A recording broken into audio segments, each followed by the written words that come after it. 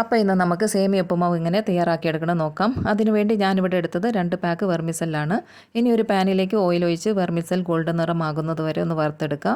എന്നിട്ട് വേറൊരു പാനിലേക്ക് നോർമൽ വെള്ളത്തിൽ ഉപ്പ് രസം വരുന്നതിനനുസരിച്ചിട്ടുള്ള ഉപ്പ് ചേർത്ത് തിളച്ച് വരുമ്പോൾ വറുത്ത് വെച്ച് വെർമിസെല്ലിട്ട് 3 മിനിറ്റ് വരെ വെക്കുക.